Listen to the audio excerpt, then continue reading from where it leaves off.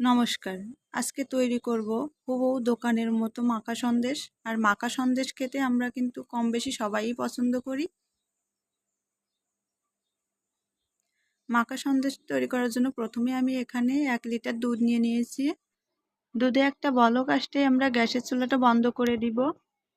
আর 2 চা চামচ পরিমাণ ভিনেগারের সাথে আমি 2 চা চামচ পরিমাণ জল মিশিয়ে নিয়েছি। এখন অল্প অল্প করে এটা দিব আর নাড়তে থাকবো। অল্প অল্প করে দিয়ে একবারে সব দেওয়া যাবে না, অল্প অল্প করে দিতে হবে। আর গ্যাসের চুলাটা অবশ্যই বন্ধ করে রাখতে হবে।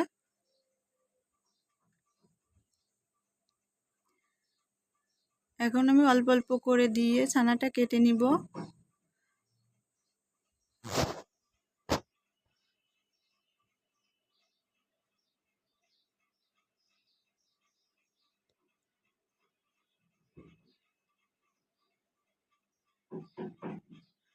আর এভাবে নাড়তে নাড়তে যখনই দেখা যাবে যে জলটা একেবারে একটু সবুজ এই টাইপের হয়ে আসছে,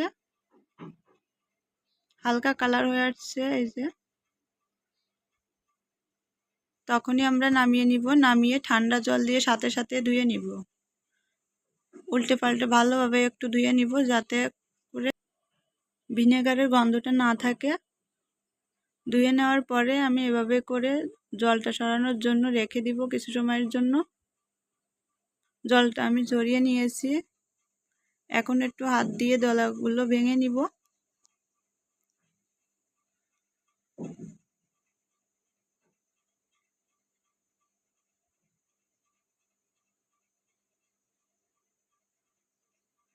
এখন এই যে হাতের তালুর সাহায্যে এভাবে করে আমি ছানাটা 3-4 মিনিট এভাবে করে মেখে নিব। তাহলে কিন্তু সন্দেশ খেতে কিন্তু একেবারে দোকানের মতোই একেবারেই সফট হবে। আর ছানাটা না মেখে করলে কিন্তু সন্দেশটা শক্ত শক্ত হবে।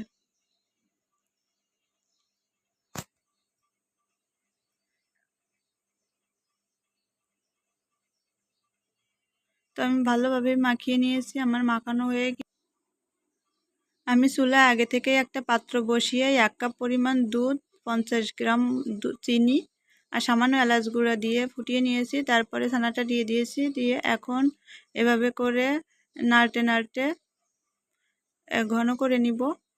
নাড়াটা বন্ধ করা যাবে না, নাহলে পুড়ে যাবে সাইড দিয়ে। আপনারা আপনাদের স্বাদ অনুযায়ী চিনিটা বাড়িয়ে কমিয়ে দিতে পারেন। হয়ে গিয়েছে আমার, এর থেকে বেশি আমি করব না। এখন নামিয়ে নিব। এখন নামিয়ে একটু ঠান্ডা করে নিব। ঠান্ডা করে নিলে আরো একটু শক্ত হয়ে আসবে। আমি একটু ঠান্ডা করে নিয়েছি, এখন কেটে দেখিয়ে দিচ্ছি। ভিতরটা কিন্তু একেবারে দোকানের মতো, দেখেই কিন্তু বোঝা যাচ্ছে দোকানের থেকে কোনো অংশে কম নয়। আর খেতেও কিন্তু খুবই মজা হয়েছিল। আর চেষ্টা করবেন ছানাটা যখন জাল করবেন তখন একটু দুধ দিয়ে জাল করার জন্য। দুধ দিয়ে জাল করলে কিন্তু একেবারে দোকানের মতন পারফেক্ট স্বাদটাই পাবেন। বাসায় এভাবে করে আমি যেভাবে দেখিয়েছি এভাবে করে একবার বানিয়ে দেখবেন। আশা করি নিরাশ হবেন না। ভিডিওটি ভালো লাগলে চ্যানেলটা সাবস্ক্রাইব করে পাশে থাকার অনুরোধ রইল। ধন্যবাদ।